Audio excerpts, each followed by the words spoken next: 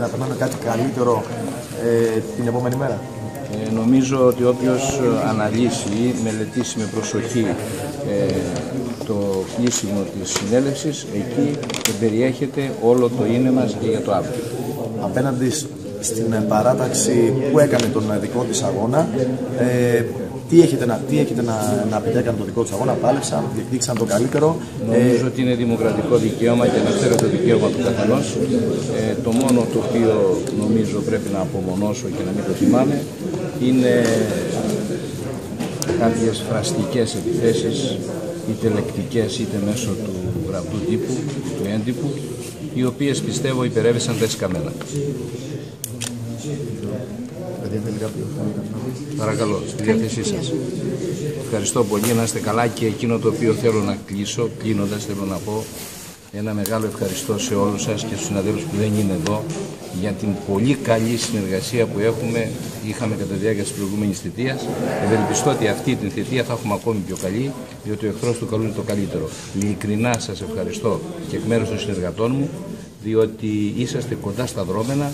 Νομίζω ότι και η Ένωση είναι ανοιχτή και σε οτιδήποτε θέλετε, και αν διαπιστώνετε κάποια δυναμία, κάποια δυσλειτουργία, κάτι το οποίο δεν είναι σωστό, όπως ξέρετε πάντα παίρνετε τηλέφωνο, πάντα η Ένωση στη διάθεσή σας για τη βελτίωση των σχέσεων, γιατί αυτό επιβάλλεται να το κάνουμε. Ο κόσμος έχει ανάγκη από άμεση και έγκαιρη ενημέρωση.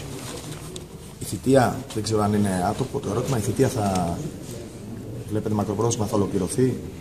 Σήμερα βγήκαμε, παιδιά. Ναι. Σήμερα τελείωσαν οι εκλογές. Λέμε για ένα καλύτερο αύριο. Αυτά νομίζω ότι δεν είναι τη στιγμή, είναι άκερα.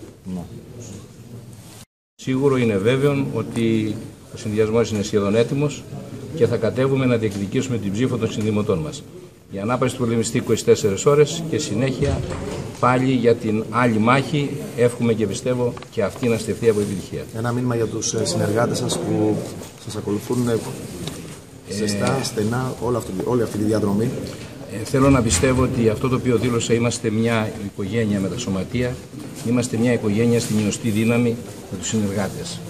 Οι συνεργάτες, νομίζω ότι όποια λέξη να χρησιμοποιήσω, ευχαριστώ, έβγε, είναι λίγη οχριά μπρος στην πραγματικότητα.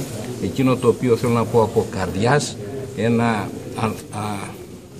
ένα ανθρώπινο ευχαριστώ για την άψογη συνεργασία που έχουμε όλα αυτά την τετραετία. Ευελπιστώ με το νέο αίμα το οποίο μπήκε, και είναι μεγάλο το ποσοστό, 8 νέοι αναπληρωματικοί και 4 συνάδελφοι στους 11 στο κυρίως κορμό του ψηφοδελτίου. Θέλω να πιστεύω με αυτή τη νέα δομή και τομή που κάνουμε στο ποδόσφαιρο, οι 8 μαζί με τους 11 θα αποτελέσουν ένα μείγμα και θα μπορέσουν να αποτελέσουν το αύριο, το ελπιδοφόρο αύριο του μεσηνιακού ποδοσφαίρου, αν θα δείτε τις ηλικίες. Οι ηλικίες των συνεργατών, ιδιαίτερα στο ψηφοδέλτιο των αναπληρωματικών, είναι από 25 μέχρι 45. Αντιλαμβάνεστε λοιπόν ότι τα νιάτα μας αγγίζουν, τα νιάτα είναι αυτά τα οποία έχουν την ορμή, την όρεξη, τη δυναμική να φύγουν προς τα μπρος. Εμείς πρέπει να τα στηρίξουμε και να τα βοηθήσουμε να απογειωθούν και όχι να φύγουν. Σας ευχαριστώ πολύ.